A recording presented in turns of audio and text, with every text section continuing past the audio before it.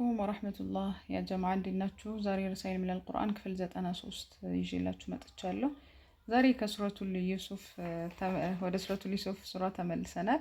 ይህ አሁን ያስቀመጠው አያ አዑዙ ቢላሂ ሚነሽ ሸይጣኒር ረጂም ተወፈኒ ሙስሊመን ወአልሂቅኒ ቢሷሊሒን፣ አላህ ሆይ ሙስሊም አድርገህ ግደለኝ ከመልካሞቹ ጋርም አስጠጋኝ ብለው ነብዩላህ ዩሱፍ የተናገሯት ያደረጓት ዱዓ ነበረች። ይሄ ብዙ ነገር ከተሳካላቸው በኋላ ምኞታቸው ምናምን ማለት ነው።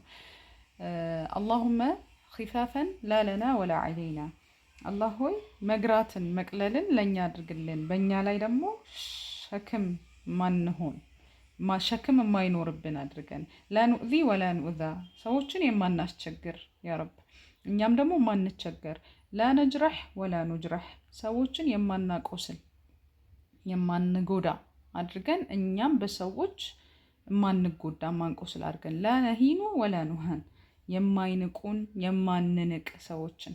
አንዳንድ ሰው እስኪ ቆይ እንጨርስና እሺ። አላሁመ ዑቡረን ኸፊፈን፣ ቀለል ያለ መሻገርን ሸክማችን ሳይበዛ አሻግረን፣ ላ ነሽቃ ቢአሐዲን ወላ የሽቃ ቢና አሐድ፣ በእኛ ውድቀትን አይተን በእኛ ውድቀት ሰዎች የማይደሰቱብን፣ ከዛ ደግሞ እኛም በሰዎች ውድቀት የማንደሰት አድርገን ብሎ አስቀምጦታል። አድሃም በጣም ደስ የሚል ሀሳብ ነው ይሄ ዱዓ ማለት ነው። በተቻለ መጠን ከሰላታችሁ መጨረሻ ላይ ወይም ደግሞ ሰላታችሁን ከጨረሳችሁ በኋላ ማድረግ የሚገባችሁ እንደ ዊርድ ልትይዙት የሚገባ ነገር ነው። ምክንያቱም ይሄ ምንድን ነው የሚያስተምረን? ነቢዩላህ ዩሱፍ በህይወታቸው በጣም ብዙ ፈተናዎችን አልፈዋል። ከልጅነት ጀምሮ ልጅነታቸውን ያላጣጣሙ ነቢይ ናቸው። ከዛ ባርነትን የማይተዋል፣ እስር ቤትን የማይተዋል፣ ከአባት የመለየት ፍቅርን ከቤተሰብ የመለየት ፍቅርን ካስተናገዱ በኋላ ያንን ነገር አላህ መልሶ ሲያመጣላቸው ወንድማቸው ጋር ሲገናኙ፣ አባታቸው ጋር ሲገናኙ፣ ያ ሁሉ ዱንያ ናትና የሚመጣ ነገር ሁሉ አልፎ አልፎ አልፎ የሆነ ደረጃ ላይ መድረሳችን አይቀርም።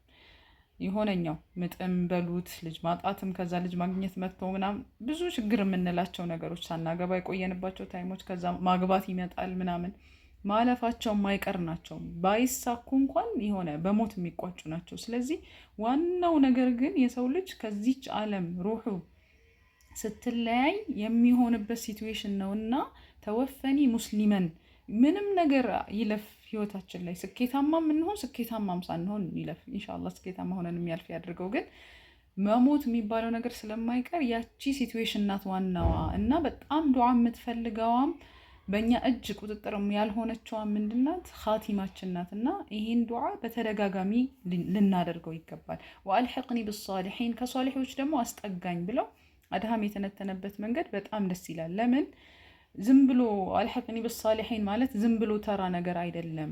እቺን ምድር ለቀን ስንወጣ ሰዎች በእኛ ሳይቆስሉ በእኛ ሳያዝኑ እኛም ስብር ብለን ሳይሆን ስንኗኗር እንዲሁም ሳንጎዳ ሳንጎዳ ሞስት ፕሮባብሊ እንደውም የኛ ጉዳት ሳይሆን መበደል ይሻላል አይደለ? ከመበደል ምንም ልንከሰው ማንችለው ሩህ ሲወጣ ደግሞ አለቀ خلاص አፉ የመባባያ ቻንስ እንኳን አናገኝም። እና ሰዎችንም ሳናስቸግር በሰዎችም ሳንቸገር የሚለው ፓርት በጣም ደስ ይላል። ስለዚህ አጠቃላይ ሀሳቡን ጠቅለል አድርጎ የያዘ ዱዓ ነውና ሁላችሁም ኢንሻአላህ እኔ ከራሴ ጀምራለሁኝ እንደ ዊርድ ከሰላት በኋላ ያ ረብ ተወፈኒ ሙስሊመን ወአልሂቅኒ ቢሷሊሒን ገይረ ኸዛያ ወላ መፍቱኒን ብለን በደንብ ዱዓ የምናደርግበት መሆን መቻል አለበት። እንደው ሌላው ነገር ቀርቶ ማለት ነው። ምክንያቱም እንዳልኳችሁ ከዚህ እንደገባን መውጣታችን አይቀርም ከዚህ ምድር አይደል?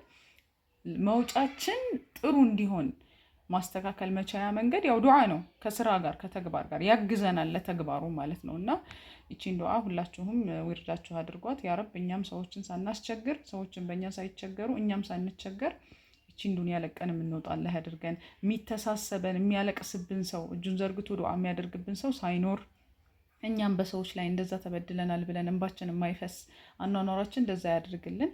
ሰላም አለይኩም ወራህመቱላሂ ወበረካቱ።